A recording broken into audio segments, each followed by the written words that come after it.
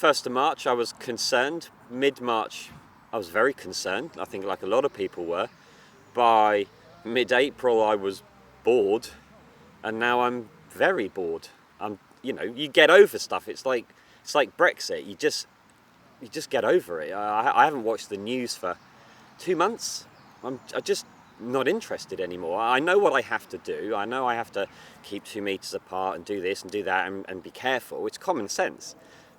So when I'm told that it's okay, I'll just sort of try and go back to normal.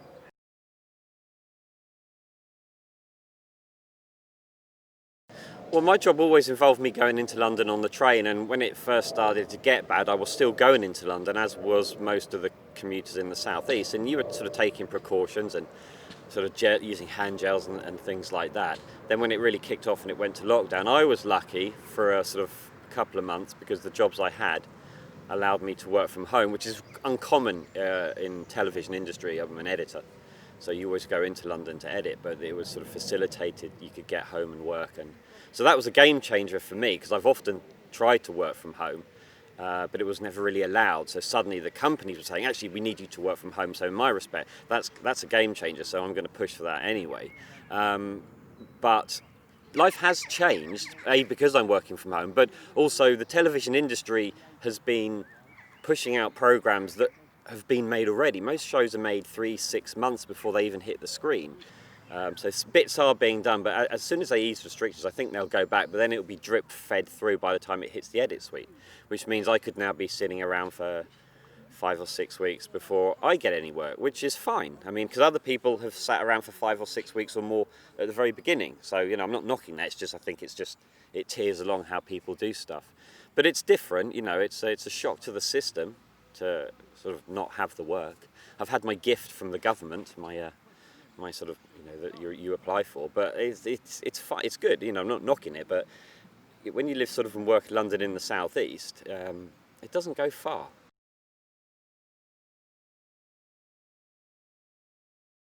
I do adhere to the rules they've said, and I do get frustrated when people don't, because as a self-employed person, I think if it kicked off again, I'm going to be, to coin a phrase, I'm going to be in the shit again.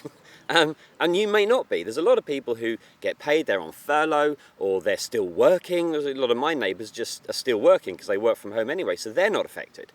And whereas if it kicked off again, I'm going to be really affected. So I think, you just think, just be nice. Just do what you're told to do for once, just for a couple of months. Just let it all pass over. So it is infuriating when you see people not deliberately not adhering.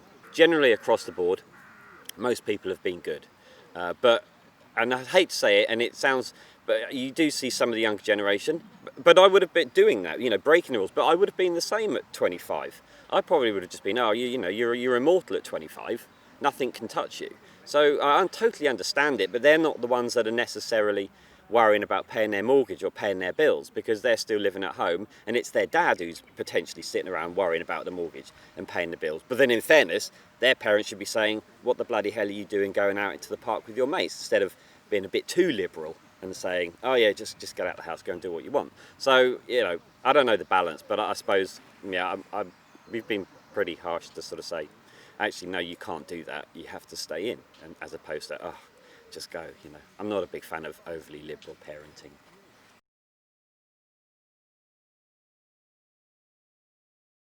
It's a tricky one with Dominic Cummings. I mean, ultimately, he sets the rules, so he shouldn't break them. I'm not saying that none of, I'd be a liar if I said I didn't break any rules, ever, because I do.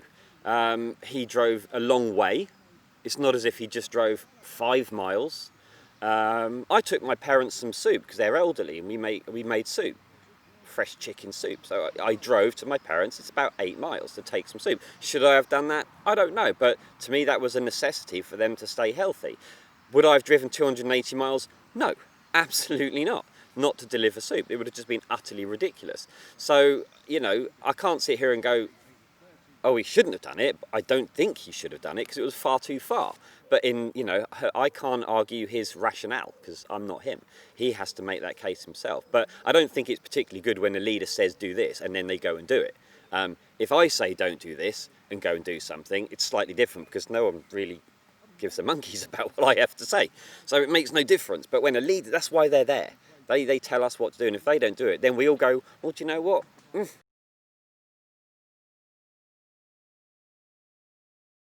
I've never really had a problem with people being in the park per se. I mean, who am I to say with a garden, if somebody's in a flat with 2 kids, or they're, God forbid, living in a travelodge because they're sort of without a house and they have got nothing, who's to say they can't go into the park for a couple of hours and lie in the sun if they're distanced 20 metres from someone else? Who am I to make that call? It's all very well politicians saying that, you know, with their massive houses and their 20 acres of land down in Dorset and everything else. But who the hell are they to say that that person there, or that dad there, or that mum there with 3 kids in a flat can't go to the park for 2 or 3 hours? They can only go for an hour. I don't agree with that at all. And if I was in their position, I'd be doing the same thing, and I'd be, you know, screw you on that one as well.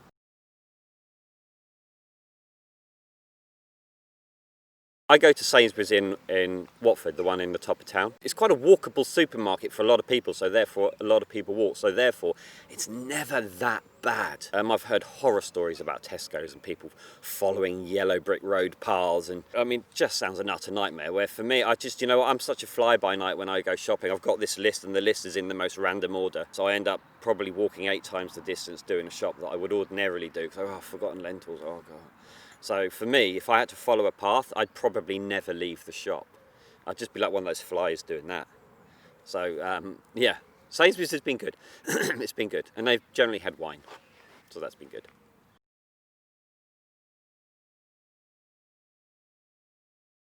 Common sense is an interesting one, because I'm a firm believer that very, very intelligent people don't have common sense. That's why they're very, very intelligent.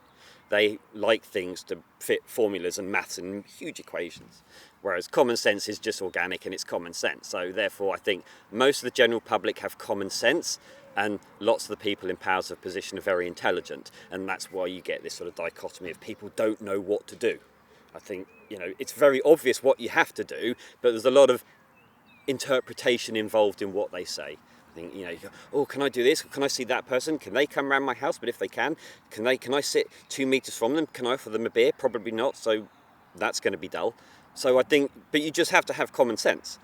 So I think the problem is the people who make the rules are very intelligent, and they sort of say you've got to do X, Y, and Z, and the common sense people go, yeah, sure, whatever.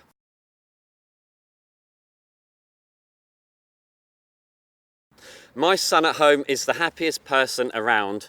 He's totally indifferent to school. He goes to school, he does his work, he comes home, he loves coding and doing all that. He solders, he's got all that stuff. So for him, he gets up in the morning, has his breakfast, he does his schoolwork, gets it out of the way, and then just carries on doing his own stuff. He's happy as a pig in S not being at school, because he's now got all this time to do all of his projects. So he's probably one of the happiest people in the southeast, and he's really, really cheesed off with the prospect of having to go back to school.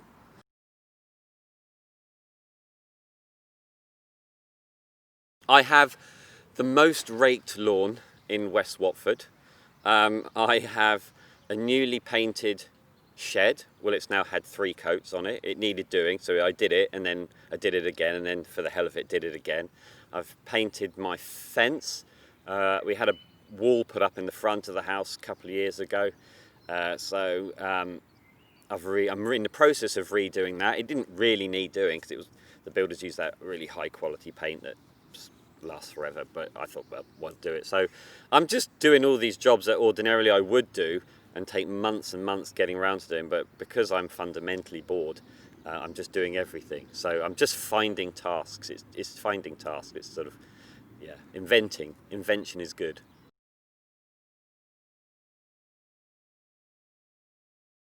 Most mornings, myself and my wife, occasionally my son, although he's usually asleep. So it's most mornings, predominantly me and my wife will go for a walk around Cassiobury Park in Watford. It's about 3.5, 4 mile circular. We sort of 50 minutes. We do a fast-paced walk. It's beautiful. It's absolutely beautiful. We've done it in rain and shine, although we haven't had a lot of rain, so we didn't do that too often. But it's so lovely, because there's really not many people about. There's joggers, few cyclists, but generally the park's pretty devoid of people. And it's utterly heavenly when the sun comes through the trees. You walk through the back of the park by the canal and the river, and you just hear all the birds. It's really peaceful for those sort of that 50 minutes, and it's a good time to get out, because it allows you to do something and avoid the crowds. I look forward to those walks in the morning. I've always got up early, so for me, I just keep on the routine, because I don't see the point lying until 9 or 10. I'd just rather get up and just do stuff. So, and getting up and doing the walk is a good way of filling that time.